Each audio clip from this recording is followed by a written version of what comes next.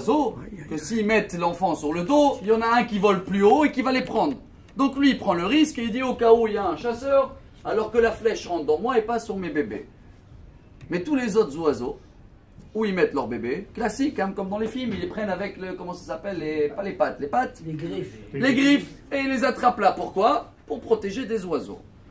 Ce qui veut dire que tous les oiseaux regardent toujours en bas. L'aigle, c'est le seul qui regarde où? En haut, il surveille bien que ses enfants ils sont là, donc toujours il tourne le dos. C'est ce qui l'amène à une qualité confirmée. J'ai vu sur les médias, je ne sais pas si c'est le même aigle qu'on appelle aujourd'hui, mais il y en a une famille de volailles que dès qu'il arrive à la retraite, il y en a qui disent que c'est à 40 ans, hein, l'aigle, il se sent très âgé et il choisit un des deux options.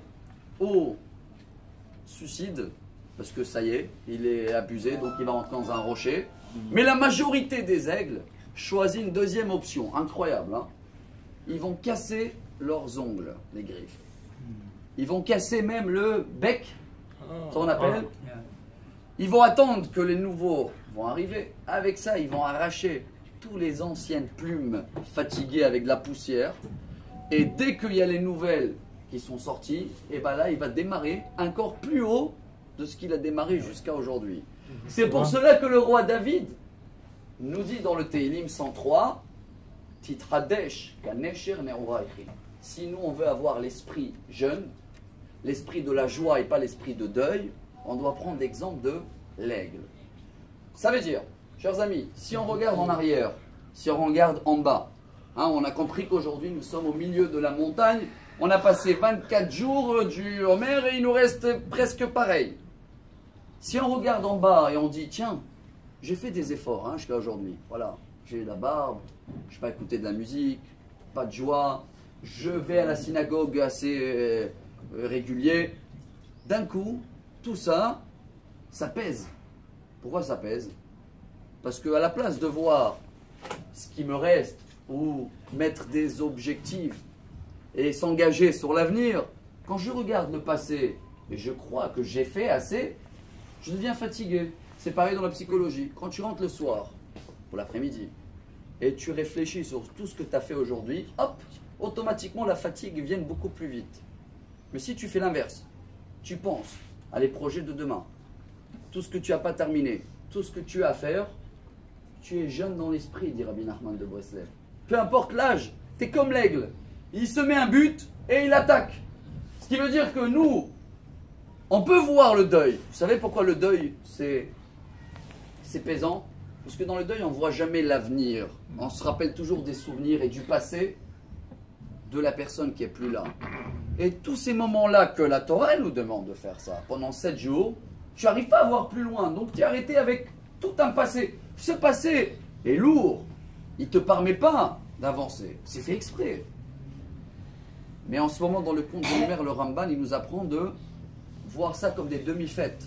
Vous savez, c'est quoi les demi-fêtes? Chacun, je pense que pendant les demi-fêtes, il a toujours un plan. Demain, il faut que je prenne les enfants à la mer. Après-demain, je vous ai promis Luna Park. Et là, il faut aller mercredi, Jérusalem, Birkat Kohanim. Comme tu as des plans pour demain, après-demain, et ben automatiquement, on a l'impression que les demi-fêtes, c'est des jours légers. Ça passe très vite. On se lève avec de la joie. Et ben, je veux permettre à partager un message très important. Aujourd'hui, que chacun de nous décide de prendre une bonne décision. Ce sera vous pour la mémoire de votre père, que ce sera nous pour les derniers jours qui nous restent jusqu'au Homer. Un message qui ne regarde pas ce qu'on a fait, oubliez. Un message pour l'avenir. Et le grand secret d'aujourd'hui, je crois que c'est une révélation du Ben Ishraï. On va raconter une histoire incroyable.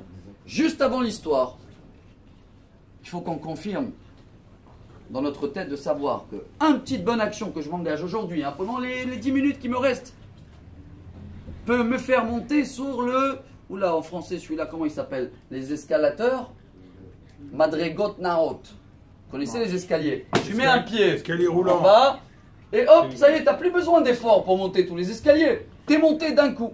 Au sommet. Je vais vous le prouver. Le Ben Ishraï nous apprend, on voit qu'on n'a pas... Chacun de nous connaît les règles de commerce. Ça ne veut pas dire que si tu travailles tous les jours, du matin jusqu'au soir, il dit dans l'hébreu, Mitzet Ahama, Atzet Anshama, de la sortie de soleil jusqu'à que tu es épuisé. ça ne veut jamais dire que tu vas être riche. Toutes les personnes qui sont riches dans le monde, c'est, bon, ou le loto, tac, coup de chance, bien sûr, ou une bonne affaire, et ils étaient là en bon moment. Ou la bonne affaire a fait une autre occasion, et avec ça, avec les millions, il a fait des milliards, peu importe. On est bien d'accord qu'il faut l'escalateur, il faut attraper le bon moment qui te fait sauter d'un coup. Ça s'appelle quelqu'un qui n'avait rien et qui est devenu riche. Il y a plus des riches comme ça que des personnes qui ont travaillé toute leur vie de matin jusqu'au soir. Je pense que ça, c'est classique. On ne peut pas devenir riche avec ça de jour au lendemain. Il dit le Ben Ishraï, quelque chose de très beau. Vous savez que Yosef, d'un coup, Hachem il a décidé que de Yosef, normal, comme il y en a plein de Yosef aujourd'hui, de Yosef en prison, de Yosef esclave, il va devenir numéro 2, pratiquement numéro 1 sur toute l'Égypte. Qu'est-ce qui a fait cette décision qui a pris Yosef, que d'un coup a changé toute sa vie? Et avec ça, on va donner une preuve pour notre vie. Que si on prend une bonne décision, ça y est, on est monté sur les escaliers. Alors, dans la Torah, dans l'histoire Bereshit, Chumash Bereshit, l'histoire de Yosef, vous vous rappelez tous qu'il y avait un moment avec la femme de Potiphar, son patron, que Yosef, dernière seconde, elle a attrapé la femme pour être avec Yosef, pour le violer même. Et qu'est-ce qu'il a fait Yosef? Vaïmaen. Il a dit non, et vite, il s'est sauvé, il a laissé le vêtement là-bas. Bien sûr que Rachi, il amène qu'il a reçu un aide de son père, qui est venu dans l'image, dernière seconde avant de faire la faute de Yosef. Et là-bas, dans la Torah, il y a un signe très rare. Vous savez bien que la Torah, il y a 4 parties. Il y a 2 parties visuelles dans le texte, je parle, dans le parchemin. Les lettres, on les voit? Oui. Sur les lettres, il y a des couronnes. Pas toutes les lettres, hein. Il y a 6 lettres qui ont une couronne. C'est le Bet, le Daled, le Kouf, le Chet, le Yud et le He. Vous allez voir, il y a une petite couronne. Et dans toutes les lettres Shin, Ain, Tet, Nun, Zain, Gimel, Tzadik, il y a 3 couronnes. Il y a un signe pour ça. Sha'atnes Getz et Bedek Haya. C'est quoi ces couronnes? On les voit à peine, ceux-là. Cette question-là, demandez Moshe Rabbeinu à Dieu. C'est quoi cette couronne-là? Pourquoi tu mets des couronnes? C'est pas assez clair, la Torah? Les lettres? Hachem, il a dit, dans 1300 ans, Moshe Rabbeinu, après toi, il va venir un grand rabbin qui va faire des livres entiers sur les couronnes. Qui est ce rabbin? Rabbi Akiva Ben Yosef, le maître des 24 000 élèves qui sont décédés en ce moment, lequel nous sommes également dans une période de deuil. Ah, Moshe Rabbeinu, quand il a écouté ça, il a dit, waouh. Je me permets de rajouter en parenthèse la suite. Vous savez que Moshe Rabbeinu a demandé à Hachem, et ce très grand maître, la Rabbi Akiva, c'est quoi sa récompense? Comment il va terminer sa vie? Et Hachem, il a montré à Moshe Rabbeinu comme quoi les Romains vont prendre des peines de fer et peigner toute sa peau jusqu'à qu'il va souffrir et crier Shema Israël, il va mourir. Moshe Rabbeinu, il a dit Zotora, Vezosrara, ce que je vous raconte, c'est Gemara Talmud. C'est ça le salaire? Et vous savez la réponse d'Hachem. Hein? Shtok, kach alta bemarshava lefanai. Je n'ose même pas la traduire en français.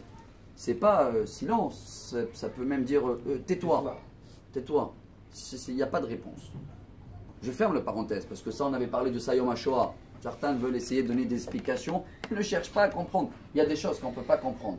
En tous les cas, voilà c'est quoi les couronnes. On est dans le 2e niveau. Hein. On a compris qu'il y a les lettres. On les connaît. Les couronnes, on les voit aussi. Mais il y a 2 choses qu'on ne les voit même pas dans le Sefer Torah. C'est quoi? Les voyelles, on dit? Les, comment tu lis? Kesef, Kasef. Ça, c'est pas marqué dans la Torah. Pourquoi? C'est la beauté. Ça veut dire qu'il y a des mots que tu peux les commenter de manière différente. On a donné un exemple pour le compte du Homer. Quand on compte le Homer, on est debout ou assis? Debout. Pourquoi? Parce que dans la Torah, c'est marqué Me'achel, Hermesh, Bakama. Quand les orches, les orches, là, c'est ça. Il y a le blé et l'orche. Quand il va pousser, quand il va se mettre droit, c'est marqué Bakama. Mais Kama, c'est aussi Koum en hébreu. C'est quoi Koum? Lève-toi. Donc si je change les voyelles, je peux avoir un double message. Magnifique. Il y a le 4e niveau. Dans la Kabbalah, c'est le top, celui-là. Celui-là, Même pas on le lit. Celui-là, on le chante. C'est les théamim, les airs. Dans toutes les communautés du monde, on doit chanter des airs. Il y a un air, un signe qui est très rare dans la Torah. C'est celui-là qui existe sur le Vaïmaen. Quand Yosef a dit non, il y a là-bas un signe très bizarre. Vous savez comment il est le signe? Il s'appelle en hébreu Shalchelet. Et vous savez à quoi il ressemble? Escalateur, vous m'avez dit, les escaliers là? Ça veut dire quoi? À ce moment-là, quand Yosef il a dit le non, quand il a fait une bonne action, il est monté sur l'escalateur, ça y est, ça a été décidé qu'il va tout gagner dans sa vie. Ce qui prouve, et le Ben Ishraï, on termine avec une histoire formidable. Ben Ishraï, c'est il y a 108 ans, 109 ans, était le grand rabbin de Bagdad. Il était très connu que tous les samedis après-midi, il faisait un cours. Il y avait à peu près 4000 ou 5000 personnes. Le cours pouvait durer 4 heures, sans micro, sans rien. Et même son fils qui a repris la relève après le premier Shabbat, il a essayé de faire le discours et tous les gens qui étaient au fond, ils n'écoutaient pas. Un miracle. Et il raconte, qui c'est qui raconte? Son Shamash, le Gabaï à lui. Tous les Gabaïs de Ben Ishraï, ils ont vécu plus que 100, 110 ans. Ce Gabaï-là a vécu à Bnei jusqu'à 116 ans. Et je me rappelle qu'il y avait une histoire, une fois il y a un grand rabbin qui était le voir pour écouter des histoires du Ben Ishraï, Rabbi Yosef Haïm de Bagdad. Et après il a dit que Dieu vous bénisse, c'est tout, je vous souhaite jusqu'à 120 ans. Il a dit quoi 120 ans? Il a dit regardez en arrière, tu veux me dire que j'ai encore 4 ans, c'est tout? Souhaite-moi quelque chose d'autre pour vous dire qu'ils ont eu une grande bracha. Elle lui raconte qu'il y avait une femme veuve, jeune, qu'elle habitait à côté de la yeshiva de Ben Ishraï, très riche, un grand donateur, etc. Et il y avait aussi des cours tous les soirs, donc des élèves qui vont, et il y avait une fois un élève qui arrive un peu en retard dans le cours, il trouve que la maison de cette riche est ouverte, lui sa situation est très dure, le Yetzer Hara, qu'est-ce qu'il fait? Le temps qu'il réfléchit, il trouve que tout est ouvert, il est devant le coffre. Le Yetzer Hara, vous savez, d'un coup tout va bien, elle n'est pas là, on dirait elle dort, je sais pas quoi. Il fait le code, non je plaisante, il n'y avait pas de code digital, il y a 108 ans. Il ouvre, tout est devant lui, les bijoux, l'or, les diamants. Il vient prendre, et là il s'arrête. Et il va faire un calcul, que si on est là aujourd'hui pour écouter ce calcul, le message de là, je crois qu'on a tout gagné. Il dit attends. Je prends des cours jusqu'à aujourd'hui. On parle toujours d'un bon moment, une bonne action.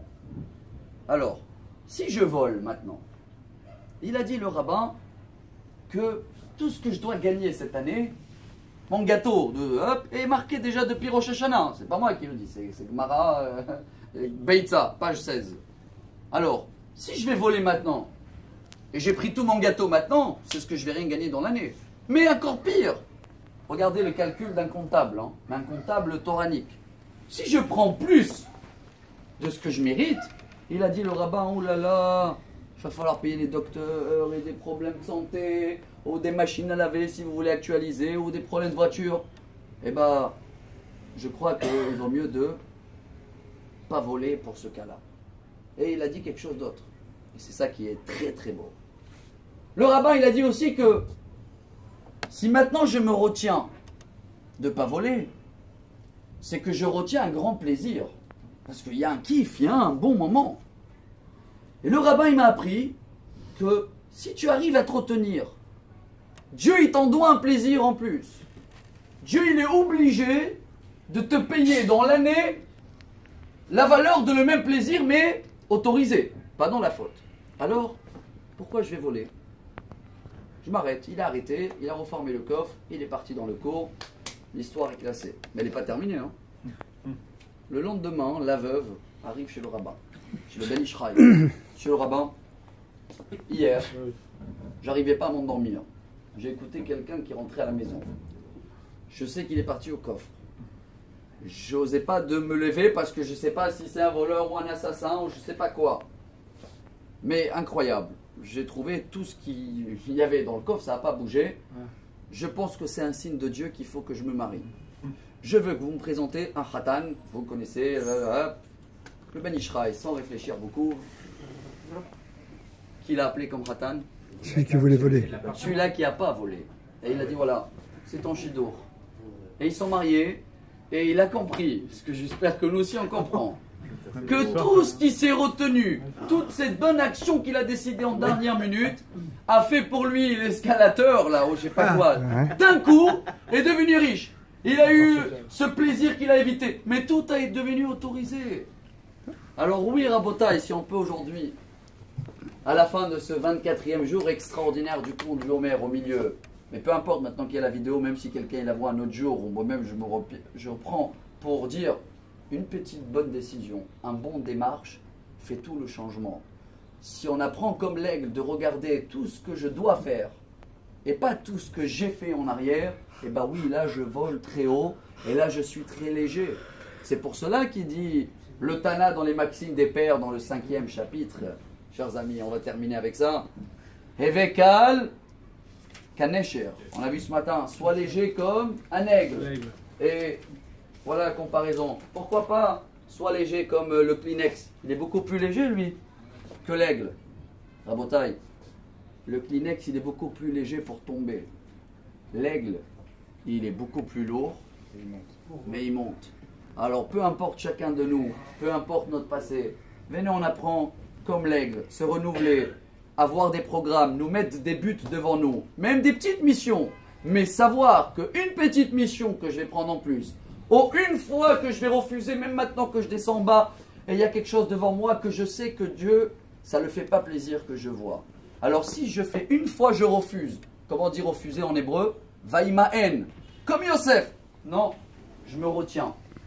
Imaginez-vous, c'est bien possible que ce petit geste-là, en ce moment, va faire le grand escalier, sans effort. Dans ce cas-là, richesse, si Dieu veut garantie.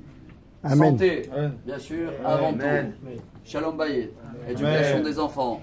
Et tout ce qu'on rêve, et comme ça, Bezrat Hashem, la vie devient facile et léger comme un aigle. Baruch Adonai Leolam. Amen et Amen. Rabbi Hanania ben Akashi Omer. Dédie le à la mémoire. Alors on a dit le cours à la mémoire de Yitzhak ben Avraham Haddad, l'école Nishmot Israël, et le refoua shlema lekulam. Beruchim tiyu. Rabbi Hanania ben Akashi Omer.